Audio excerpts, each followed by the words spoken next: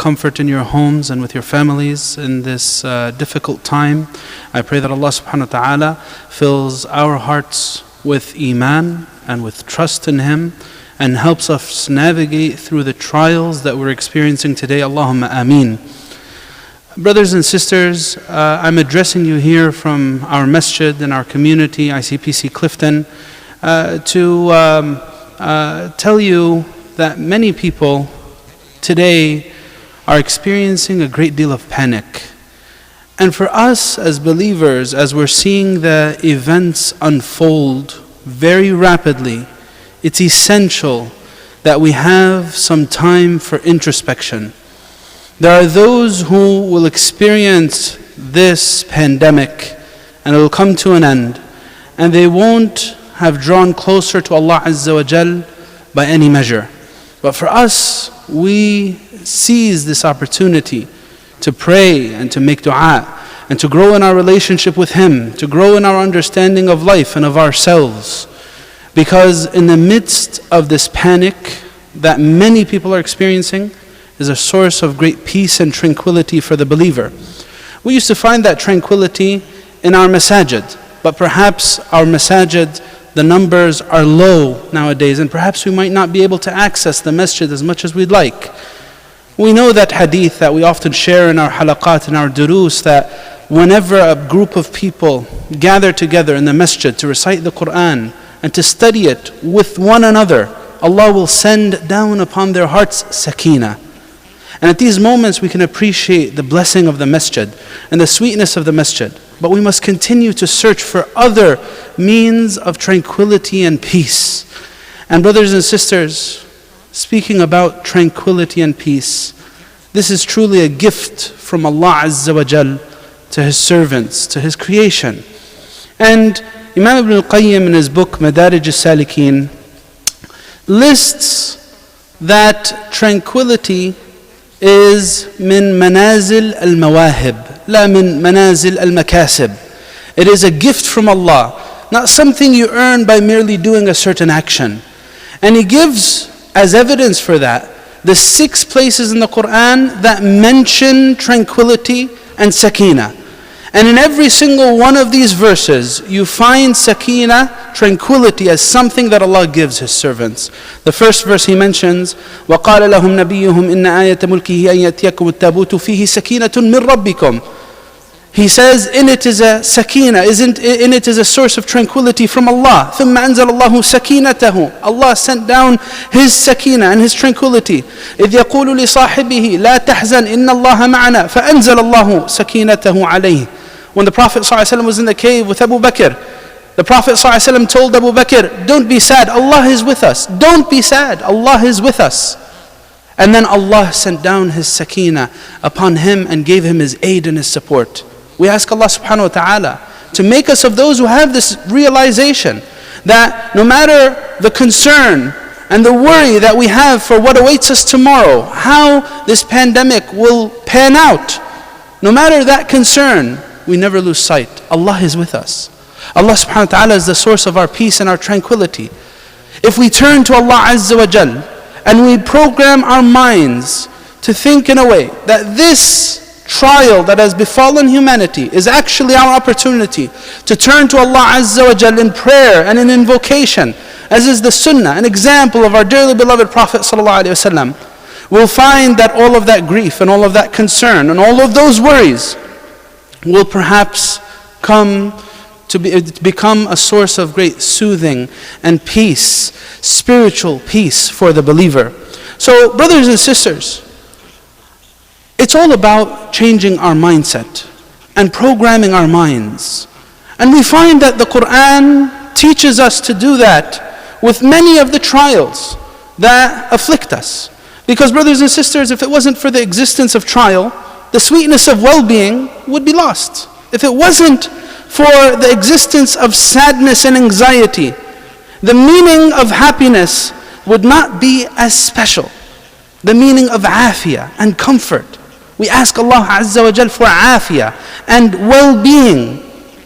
In the midst of these difficulties, the believer can appreciate and see the great gift of afiyah. You see, things that are happening now that we've never ever seen in our lifetime.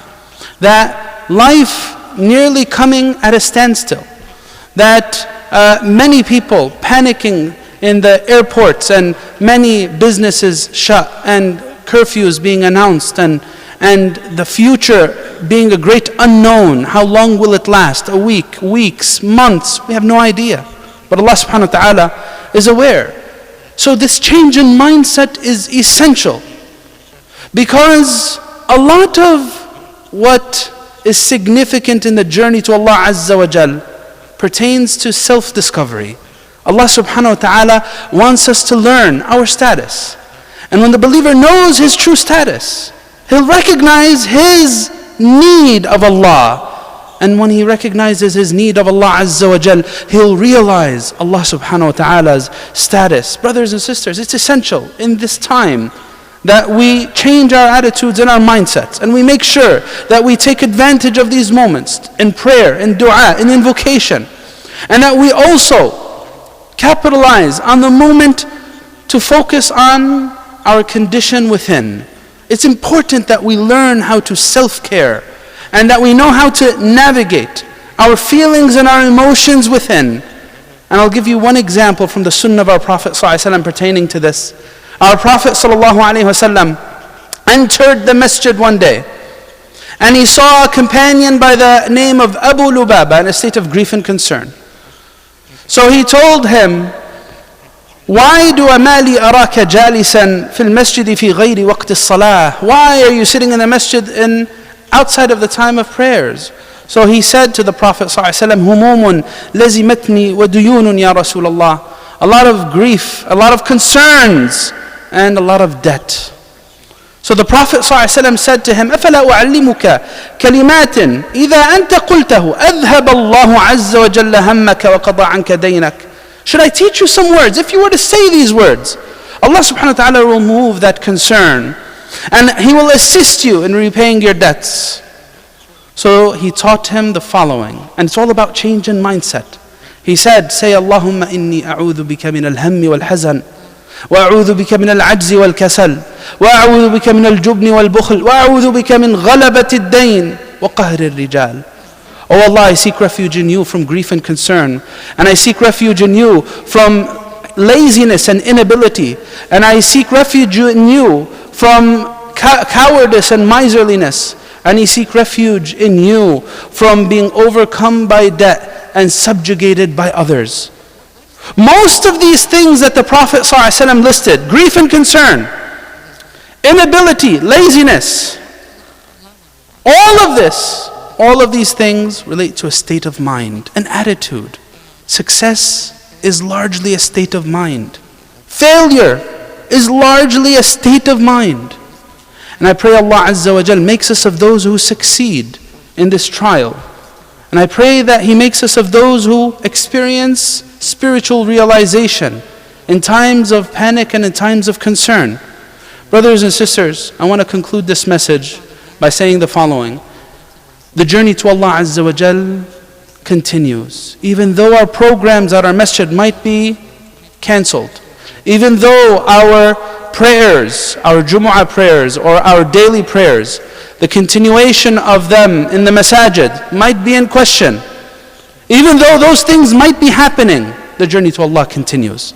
And we want to continue on this journey together at some level. And for this reason, our masjid and its leadership has taken an initiative to begin taking advantage of the online platform to continue our connection and our relationship with the community, so that we stay connected and that we never reach a point where we're isolated and any of us feels isolated in this journey to Allah Azza wa Jal. So expect a khatira from me or from Shaykh Qatanani or from Shaykh Yusuf daily. Expect messaging from the other leaders within our community like Shaykh Abdul Hamid and others on a regular basis.